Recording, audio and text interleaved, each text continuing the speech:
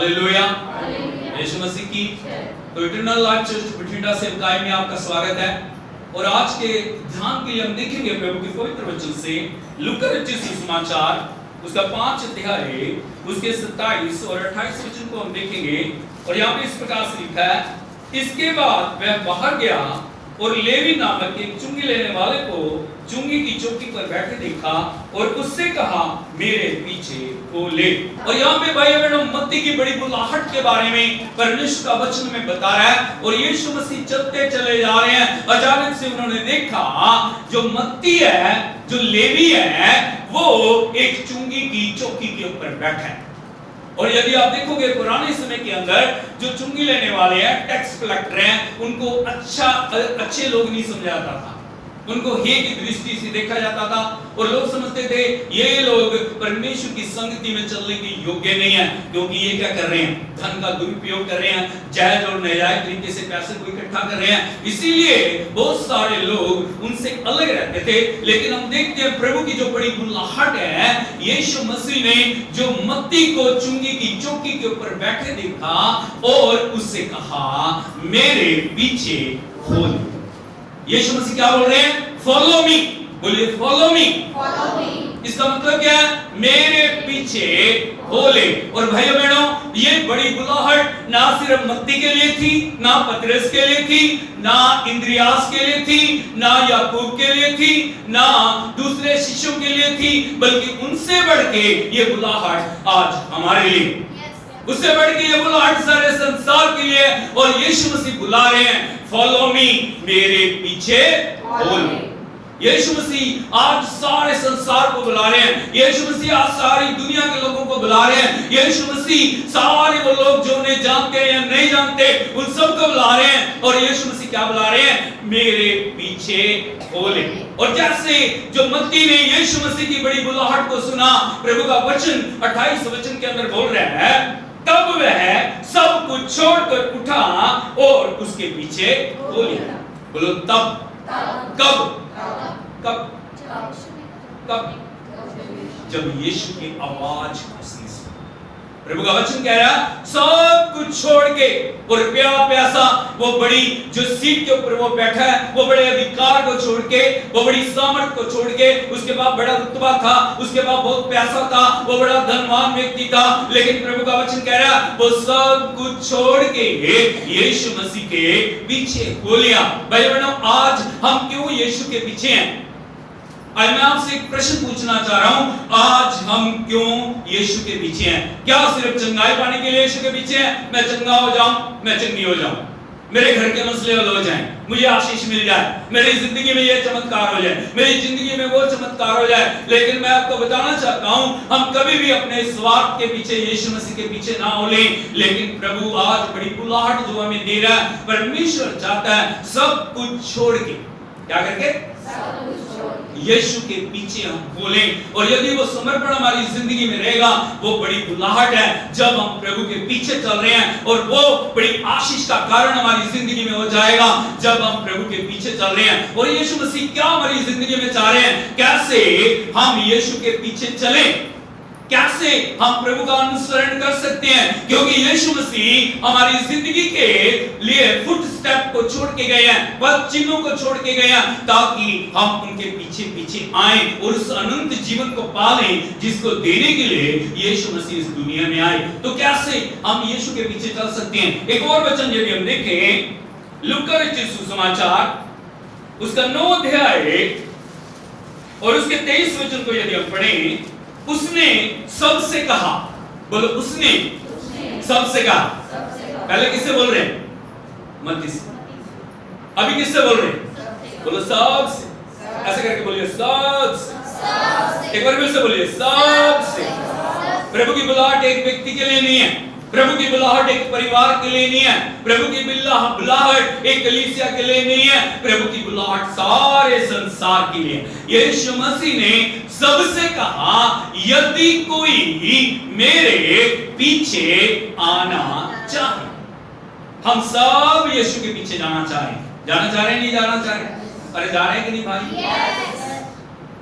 हम सब चाह रहे हैं प्रभु के पीछे चले, लेकिन पीछे चलने की क्या शर्त है, पीछे चलने के लिए क्या योग्यता है? यहाँ पे यीशु मसीह बता रहे हैं, यदि कोई मेरे पीछे आना चाहे तो पहला काम उसको करने की जरूरत है, अपने आपे का इनकार करे। क्या करे? और दूसरी जो बात है, क्रूस उठा के मेरे पीछे चले। बोलो, अपने आपे का इनकार करे। नंबर 2, क्रूस उठा के मेरे पीछे चले। पहली योग्यता क्या? हो सकता है हम कुछ बातों को मानते हुए, हो सकता है हमने मन फिरा लिया हो सकता है हमने बपतिस्मा ले लिया हो, लेकिन ये यीशु के पीछे चलने की शर्त नहीं है। यीशु के पीछे यदि हमें चलना, अपने आपे का इनकार करना, या दूसरे शब्दों में हम बोल सकते हैं अपने आप को शून्य करना। क्या करना? शून्य करना। एक बार फिर से बोलिए, एक बार फिर से बोलिए, क्या करना? यदि पीछे हम चल रहे हैं, एक दो बातों को मानने से आप यीशु मसीह के पीछे नहीं चल सकते, यीशु के फॉलोअर्स नहीं हो सकते, यीशु के अनुयायी नहीं हो सकते।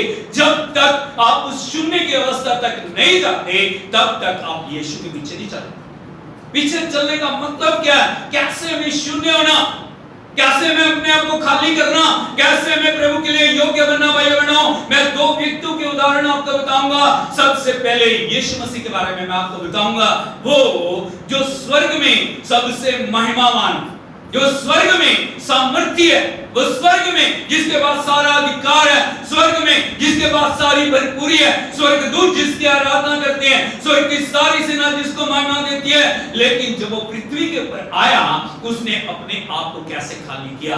यदि आप देखोगे फिलिप्पियों की पत्री उसका 2 अध्याय उसके 7 वचन को यदि हम पढ़ें, यहाँ पे लिखा प्रभु के वचन में, वरन अपने आप को ऐसा शून्य कर दिया और दास का स्वरूप धारण किया और मनुष्य की समानता में हो गया। बोलो, वरन अपने आप को ऐसा शून्य कर दिया। क्या कर दी? सारी सामर्थ्य उसके पास, सारा अधिकार उसके पास, उसके शब्द के द्वारा अद्भुत चमत्कार होते हैं, उसके छूने से अंधे देखते हैं, लंगड़े चलते हैं, बूढ़े शुद्ध हो जाते हैं, मुर्दे जिंदा हो जाते हैं। लेकिन कैसे इस पृथ्वी के ऊपर आके वो चाह रहे हैं हमारी जिंदगी के अंदर शून्य की अवस्था क्या होती है। यहाँ पे लिखा है वो स्वामी है, लेकिन क्या बन गया? दास बन गया। क्या बन गया? बोलो, स्वामी है, दास बन गया। राजा है, दास बन गया। तो हमें क्या बनना चाहिए?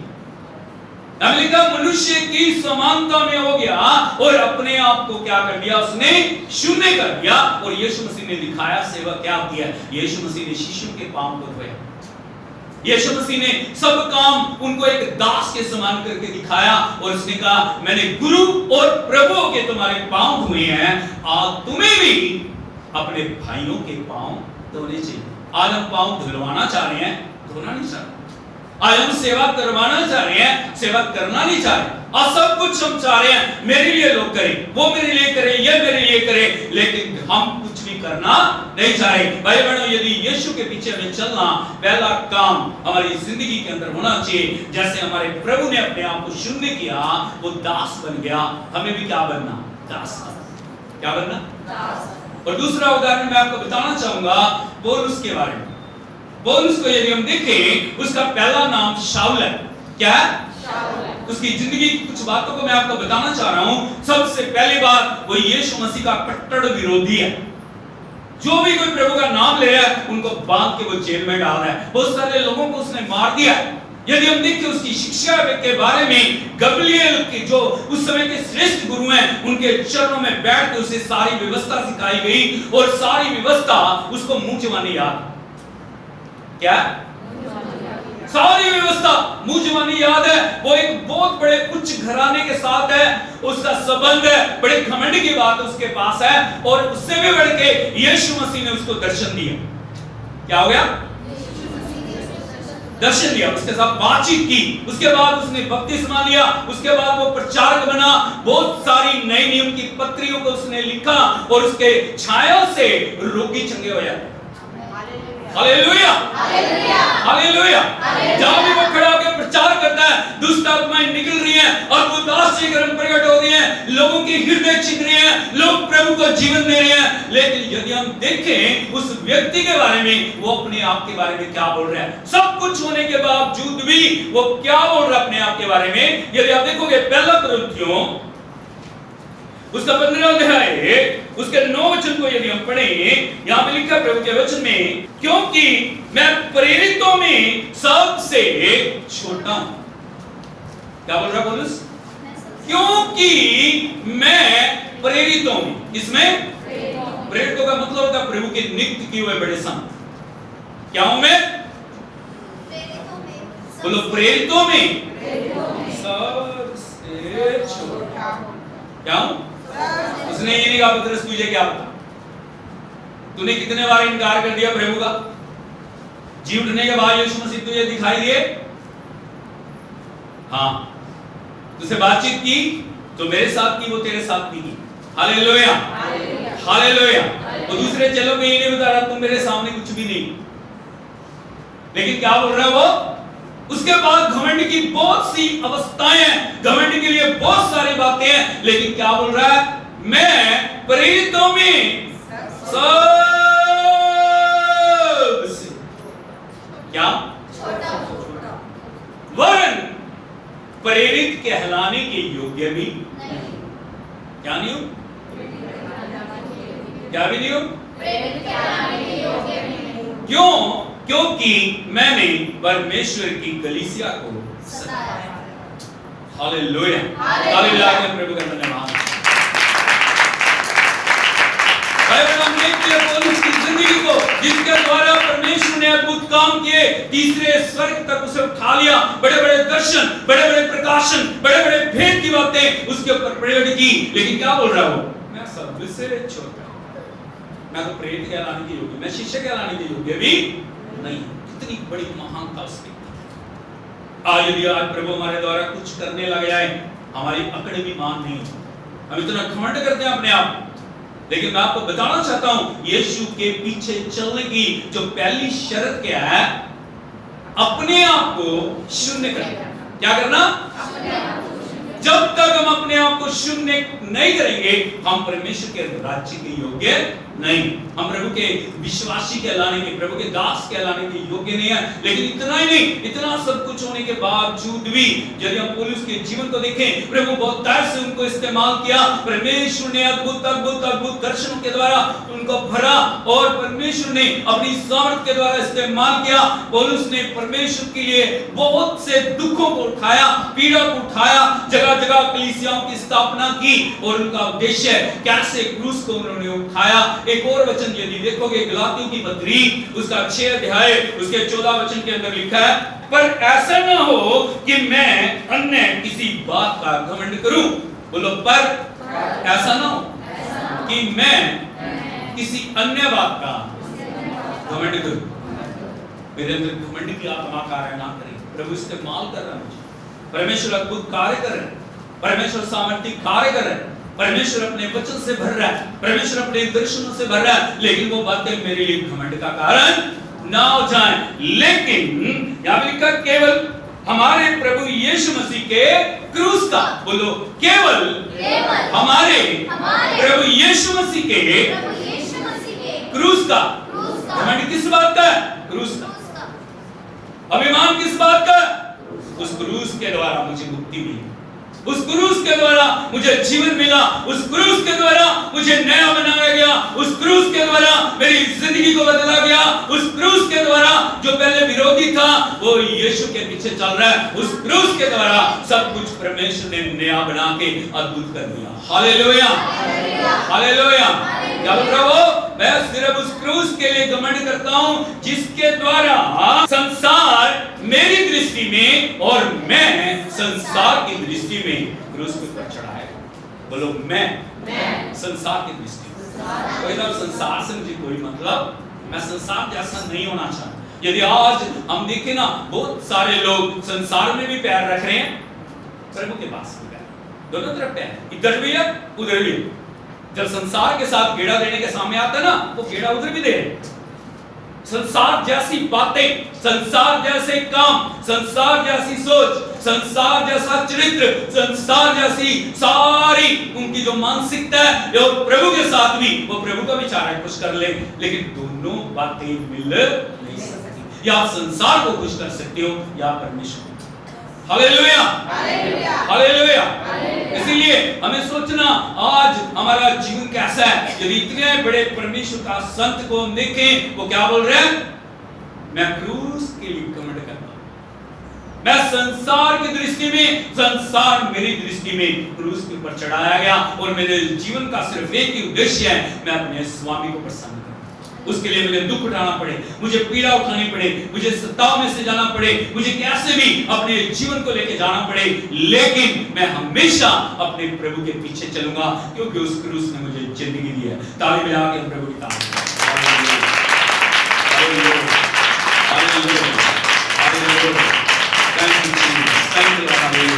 आज भाई बहनों, हमारी जिंदगी के अंदर हम देखें हम कौन से मार्ग के ऊपर चल रहे हैं। यदि हमें प्रभु के पीछे चलना, यदि हमें परमेश्वर की बुलाहट को पूरा करना, परमेश्वर चाहे हमें अपने आपे का क्या करना है? इनकार करना है। पुलिस ने अपनी दौड़ को दौड़ लिया, संतों ने अपनी दौड़ को दौड़ लिया। आज हमारा समय, बोलो आज मेरा समय। अपने पर हाथ लगा के बोलिए आज मेरा समय। अपने पर हाथ लगाइए, आज मेरा समय। आज हम देखिए आज हम क्या कर रहे हैं। आज हम कौन सी दौड़ को दौड़ रहे हैं? क्या हमने अपने आप को शून्य बना लिया? क्या हम अपने आप को खाली कर लिया? या हम भी संसार और संसार की बातों के ऊपर घमंड कर रहे हैं? मैं आपको बताना चाहता हूं, यीशु मसीह के पास एक जवान आया और वो आके बोल रहा है, हे उत्तम गुरु, अनंत जीवन का अधिकारी होने के लिए मैं क्या करूं? यीशु मसीह ने बोला, तू यदि अनंत जीवन को पाना चाहता है ना, आज्ञाओं को माना कर। क्या कर? उसने पूछा कौन सी आज्ञा है? उसने कहा हत्या न करना, चोरी ना करना, झूठी गवाही ना देना, माता पिता का आदर करना, परमेश्वर के वचन का आदर करना। अभी उस यदि जवान को आप देखोगे, वो यीशु मसीह को बोल रहा है, इन सब बातों को मैंने बचपन से माना। क्या माना? ये तो नई बात नहीं है मेरे लिए, मैं तो मान रहा हूं।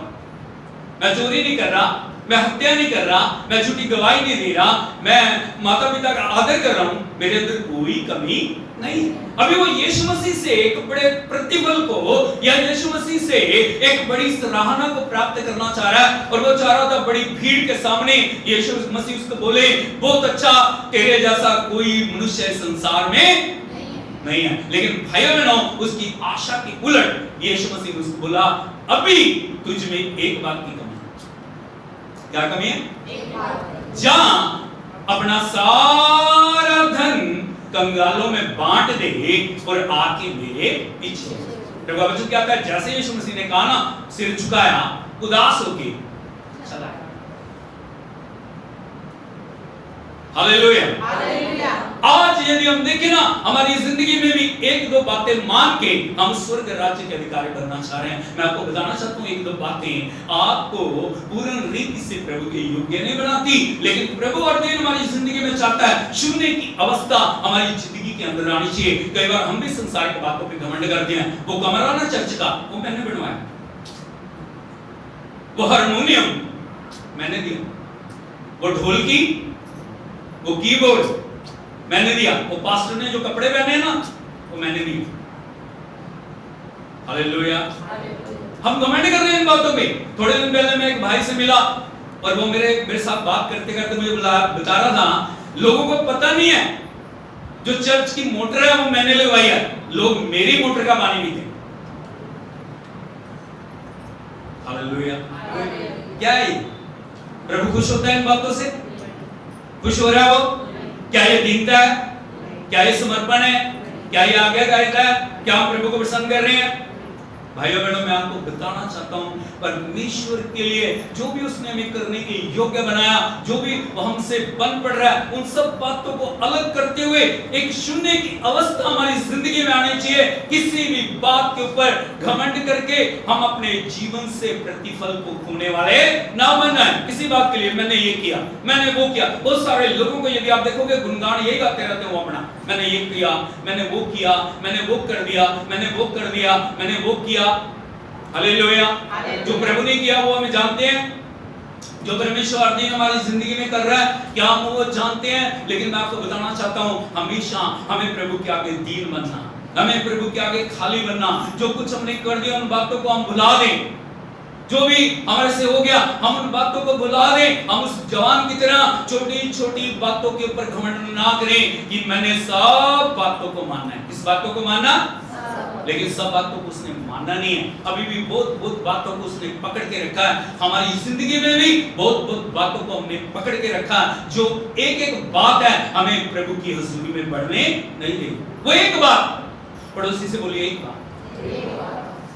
अरे ऐसे बोल, ऐसे ना बोलो, एक बात जो आपको प्रभु में बढ़ने नहीं देगी। एक बार फिर से बोलिए,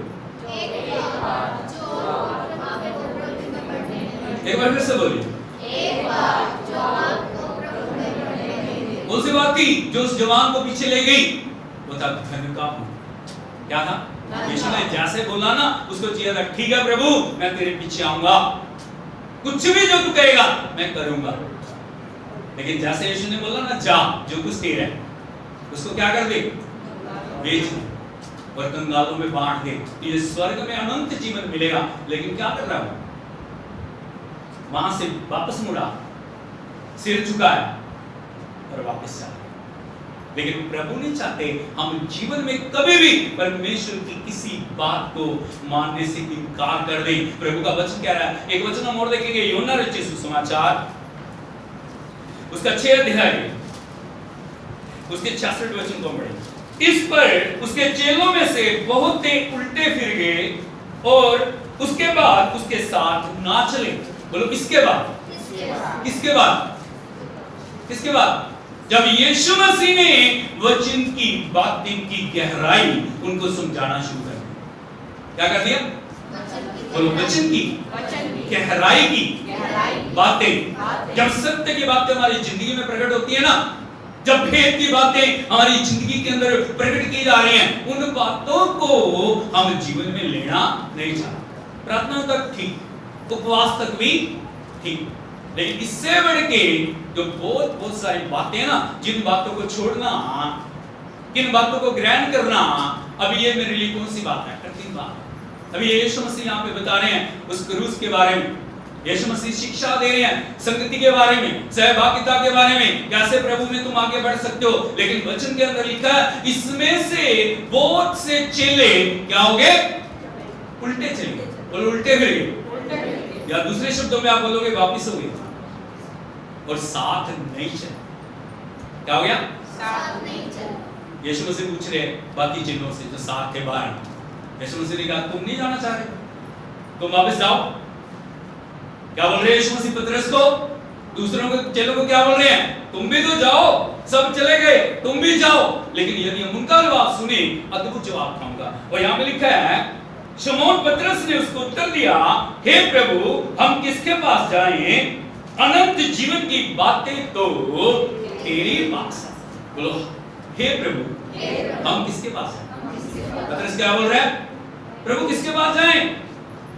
वो चले गए क्योंकि वो समझे नहीं तुझे, लेकिन हम वो हैं जो तुझे समझ गए कि अनंत जीवन किसके पास है? तेरे पास है। तेरी बातों में, तेरे वचनों में, तेरी आज्ञाकारिता में, तेरी सामर्थ्य में भरपूरी है प्रभु, और किसी के पास अनंत जीवन नहीं। हम किसके पास जाएं? कहां जाएं? तेरे बिना हम किसी के पास भी नहीं जाएंगे। जीवन की आखिरी सांस तक हम तेरी संगति में चलते चले जाएंगे। Hallelujah, hallelujah, hallelujah. Yeshu Masih की आज परमेश्वर हमारी जिंदगी के अंदर चाह रहे हैं, हमारे जीवन में जो पहला काम होना चाहिए, शुद्धि की अवस्था। और उसके बताइए शुद्धि की अवस्था। एक बार फिर से बोलिए, जब तक आप शून्य नहीं हो रहे ना, 1 2 4 आज्ञा मानने से कुछ नहीं हो सकता, कुछ भी नहीं होगा। लेकिन जब आप हमेशा प्रभु के लिए बोलेंगे, और प्रभु मुझे शून्य बना, और प्रभु मुझे दीन बना, और मुझे समर्पित बना, और मुझे आज्ञाकारिता करने के लिए योग्य बना, जैसे जैसे आप समर्पण करते चले जाएंगे, वैसे वैसे परमेश्वर संसारिक बातों को आपके जीवन से दूर करके अपने वचन की बातों से आपके जीवन को परमेश्वर भरना शुरू कर देंगे। और नंबर 2, क्रूस को उठाना। क्या करना? प्रभु चाहते हैं हम क्रूस, अपना क्रूस उठा के चले। क्या करें? क्रूस का मतलब क्या है? क्रूस क्या है? क्रूस किसको दिखाता है? मृत्यु।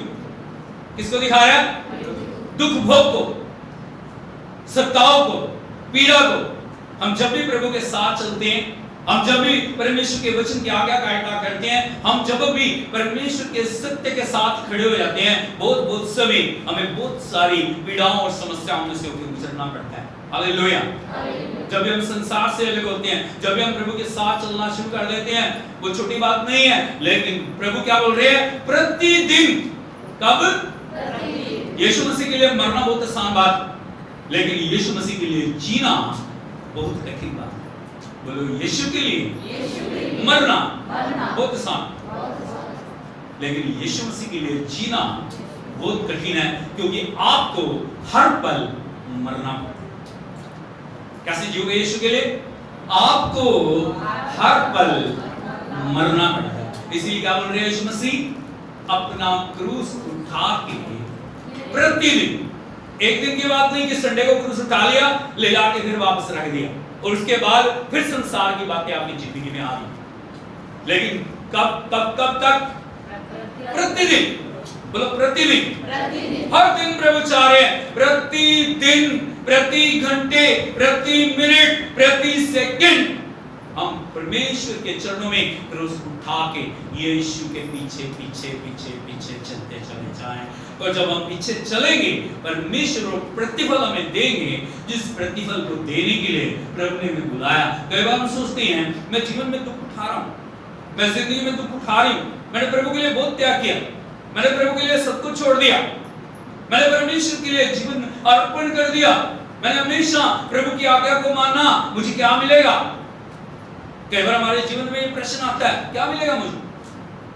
क्या हो जाएगा मेरी जिंदगी में? यही बात पतरस की जिंदगी में भी आ गई, इसकी जीवन में आ गई।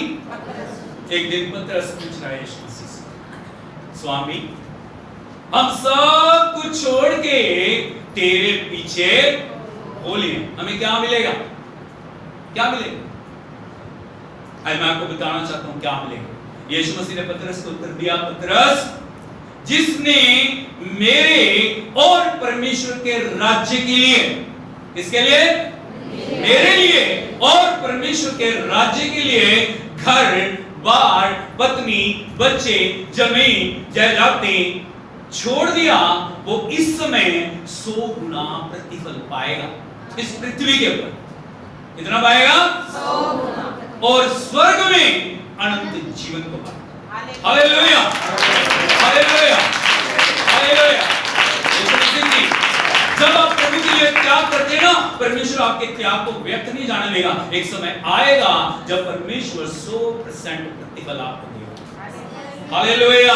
लोगों के सामने वो लोग जिन्होंने आपको सताया, वो लोग जिन्होंने आपको गिराया, वो लोग जिन्होंने आपकी निंदा की, वो लोग जिन्होंने आपको अपमानित किया, वही लोग आके आपको प्रमोट करेंगे और आके वो बताएंगे, वही यीशु मसीह हमारा भी प्रभु है, वो यीशु मसीह हमारा मुक्तिदाता है, वो यीशु मसीह हमें जीवन देने वाला बन गया। वो आज हमने उसको पहचान लिया, आज हमने उसकी महिमा को जान लिया, आज हमने उसकी सच्चाई को जान लिया। भाई, मैं तेरा धन्यवाद करता हूं, बहन मैं तेरा धन्यवाद करता हूं, क्योंकि तेरे द्वारा मैंने प्रभु के प्रेम को चखा। हालेलुया। भाई बहनों, परमेश्वर चाह रहे हैं इस दुनिया के अंदर जब हम दुख, पीड़ाओं, परेशानी और सत्ताओं में से होकर निकलते हैं, हो सकता है उस समय हम आंसू अकेले बहाएं, लेकिन जब प्रतिफल देगा ना प्रभु, तब सब लोग आके देखेंगे ये लोग प्रभु के लोग, ये लोग जिंदा खुदा की सेवा करने वाले लोग हैं, ये लोग जो परमेश्वर के गवाह बन के खड़े हो गए। इन्होंने बहुत दुखों को सहा, इन्होंने बहुत पीड़ा को सहा, इन्होंने बहुत परेशानियों को सहा, लेकिन उन सब के मध्य भी ये प्रभु के लिए वफादार बने रहे और आज प्रभु ने इन्हें क्या दिया? आशीष। Hallelujah, hallelujah. हम देखते हैं प्रभु के वचन में, हम देखते हैं यूसुफ को 13 साल वो दुख उठाता रहा, जगह जगह पे उसे अपमानित किया गया, निंदित किया गया, क्रूस को उठा के वो चलता रहा, उसने कभी जीवन में समझौता नहीं किया। लेकिन समय आया 13 साल के बाद परमेश्वर ने उसको उसी देश में प्रधानमंत्री बनाया। Hallelujah, hallelujah. राजा के बाद अधिकार उसी का था। बोलो, राजा के बाद अधिकार उसी का था।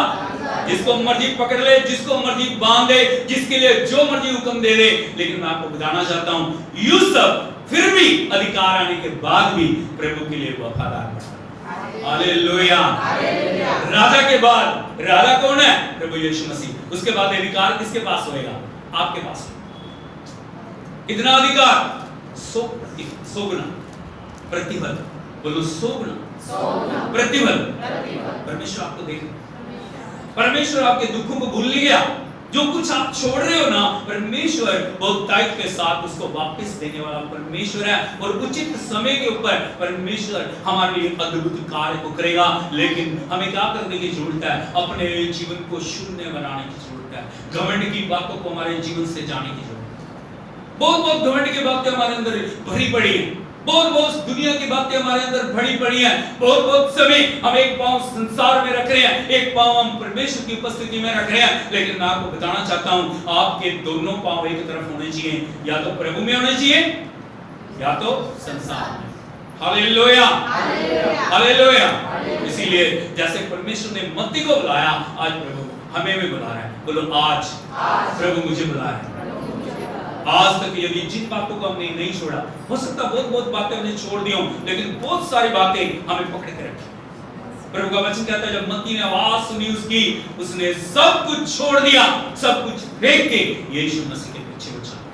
और प्रभु चाह रहा है हम उसके पीछे चलें। आज चाह रहे हैं हम उसका पूर्ण रीति से अनुसरण करें। जो बातें हमें रोक रही हैं, आंखों को बंद करें। क्या आपको रोक रहे हैं? घमंड आपको रोक रहा है, पाप आपको रोक रहे हैं, वे विचार आपको रोक रहे हैं, धन दौलत आपको रोक रही है। कौन सी बात है? नशे की बातें आपको रोक रही हैं, दुष्टता की बातें आपको रोक रही हैं। कौन सी बातें हैं जो आपको रोक के, आपके रास्ते को रोक के प्रभु के पीछे चलने से वो आपको रोक रही है? भाई बहनों, उन सब बातों को दूर करें, फेंक दें उन बातों को, अलग करें, छिटक दें, अपनी जिंदगी से अलग करके प्रभु के पीछे चलें। प्रभु के नाम की बढ़ाई करें, प्रभु के पवित्र नाम की प्रशंसा करें। उसे कहे, प्रभु मैं 100% तुझे देता हूं,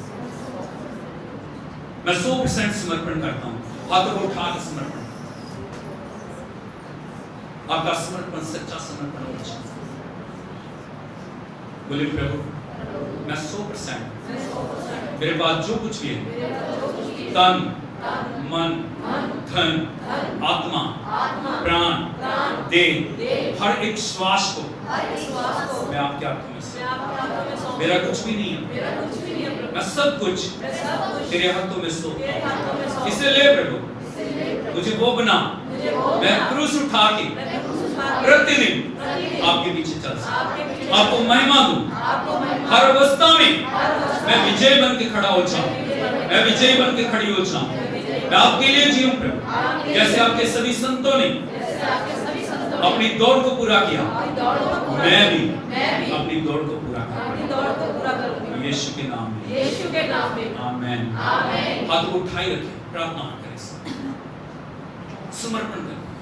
जो बातें आपके जीवन में आ रही हैं, उनको जीवन से दूर करें। कौन सी बातें आपको रोक रही? आप प्रभु का मंदिर है, बड़ी बुलाहट आपके ऊपर है, बड़ी परमेश्वर ने बुलाहट आपको दिया भाई बहनों। उस बुलाहट को पहचानिए। कोई दुनिया की चीज आपको रोक ना दे, कोई परिस्थिति, कोई अवस्था, कोई हालात आपको रोक ना दे, लेकिन प्रभु के लिए पूर्ण रीति से अपने आप को शून्य करें, अपने आप को खाली करें। परमेश्वर के श्रेष्ठ दास संत पौलुस ने कहा, मैं प्रेरित कहलाने के योग्य नहीं, मैं प्रेरितों में सबसे छोटा हूं। हम बिल्कुल अपने आप को खाली करें। उसी के प्रभु कोई अवस्था मेरे जीवन में घमंड को ना ला सके, कोई परिस्थिति मुझे घमंडी ना बना दे प्रभु, कोई बात प्रभु मुझे तुझसे अलग ना कर दे प्रभु। मुझ पे दया कर, तेरे वचन का मैं आदर करूं प्रभु, तेरे नाम को मैं महिमा दूं, तेरे पीछे चलूं प्रभु, तेरी बड़ाई करूं, तेरी प्रशंसा करूं, तेरे नाम को महिमा दूं प्रभु। हालेलुया। स्वर्गीय पिता, तेरा शुक्र करते हैं, तेरा आत्मा हमारे बीच, तेरे वचन ने हमसे बातचीत की है प्रभु। एक एक भाई को, एक एक बहन को तेरे हाथों में सौंपते हैं, एक एक बच्चे को तेरे हाथों में सौंपते हैं। अपने वचन के द्वारा कार्य कर प्रभु। पिता, अपने आप को शून्य करते हुए, क्रूस उठाते हुए, प्रतिदिन तेरे पीछे चलने के लिए एक एक हिम्मत से कर प्रभु। तेरे हाथों में हम सौंप देते हैं। बंधनों को तोड़ दे प्रभु, हर घमंड की आत्मा, हर एक दुष्टता की आत्मा को, जो भी पद के अधिकार लिए हुए हैं, यीशु के नाम में उन सारे बंधनों को हम तोड़ते हैं। हालेलुया, आजाद करते हैं, आजाद करते हैं, आजाद करते हैं प्रभु। तेरी आजादी का आत्मा कार्य करे, तेरे पवित्र आत्मा के द्वारा अद्भुत कर। सारी महिमा तुझे मिले, सारी प्रशंसा हम तुझे देते हैं प्रभु। वो सब बातें इनके जीवन में कभी वापस ना आने पाए। तेरे पवित्र नाम की हम तुझे धन्यवाद देते हैं। तूने हमारी प्रार्थना को सुन लिया प्रभु, यीशु के नाम में मांगते हैं।